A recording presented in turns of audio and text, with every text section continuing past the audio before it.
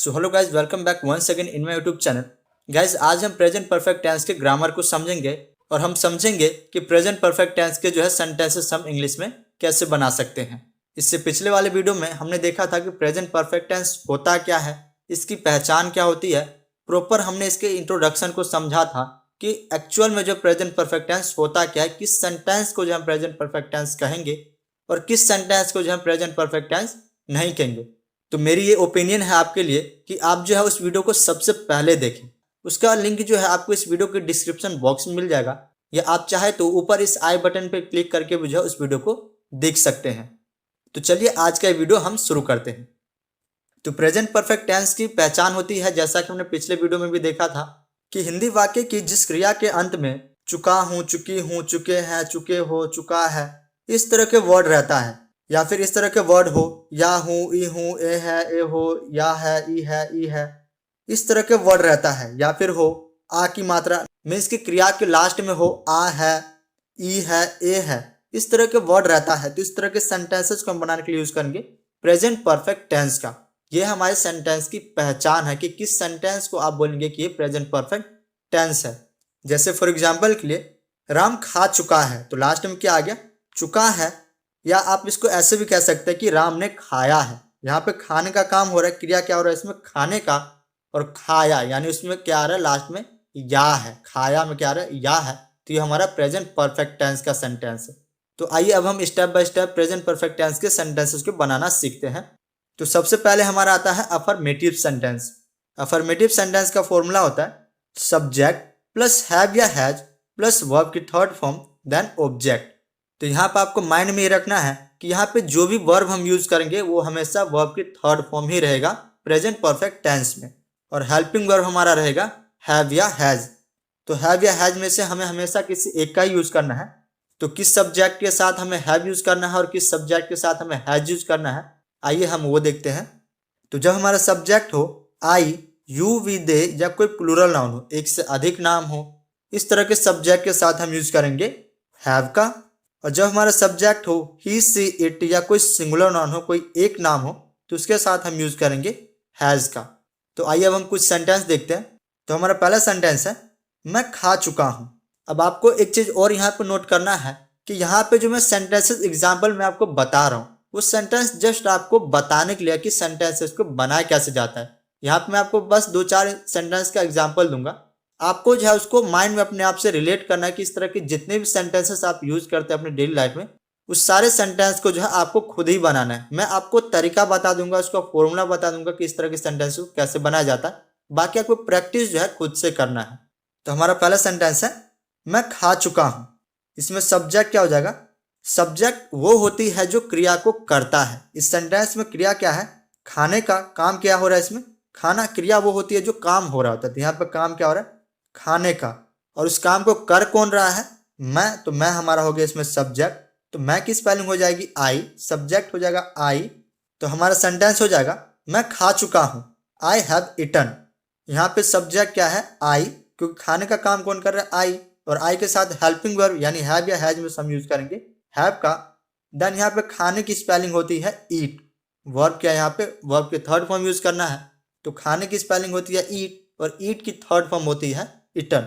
तो क्या हो जाएगा, आई हैव इटन, मैं खा चुका हूं। या आप कह सकते हैं कि मैंने खा लिया है। हम लोग पढ़ चुके हैं, वी हैव रेड। सीता जा चुकी है, सीता हैज गॉन। वह पटना गया है, he has gone to Patna. उसने मेरी कलम तोड़ दी है, she has broken my pen. तो ये हो गया हमारे अफर्मेटिव सेंटेंस। इसके बाद होते हैं हमारे नेगेटिव सेंटेंसेस। तो आइए नेगेटिव सेंटेंस देखते हैं।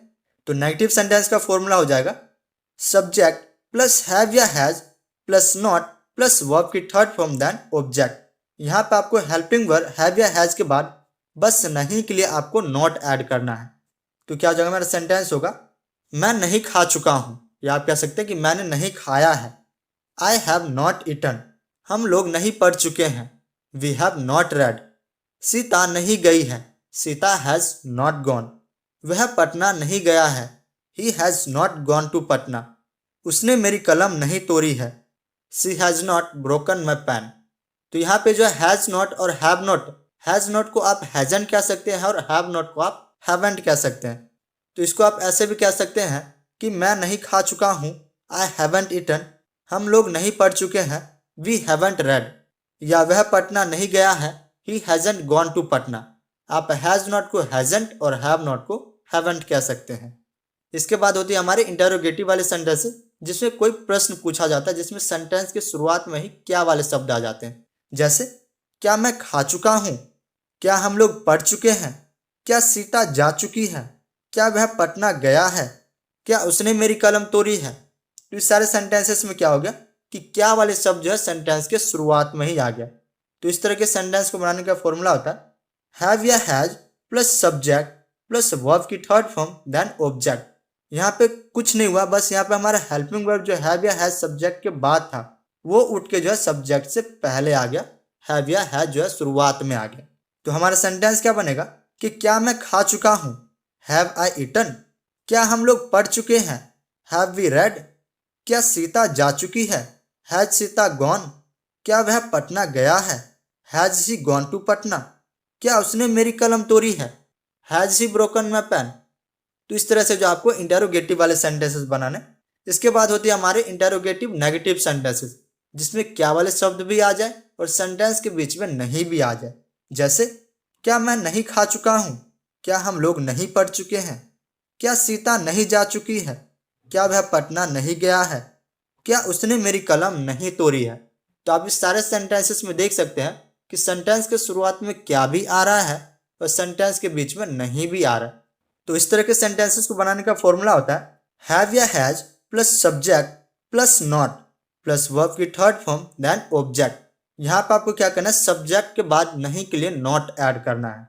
तो हमारा सेंटेंस बनेगा क्या मैं नहीं खा चुका हूँ, हैवेंट आई ईटन।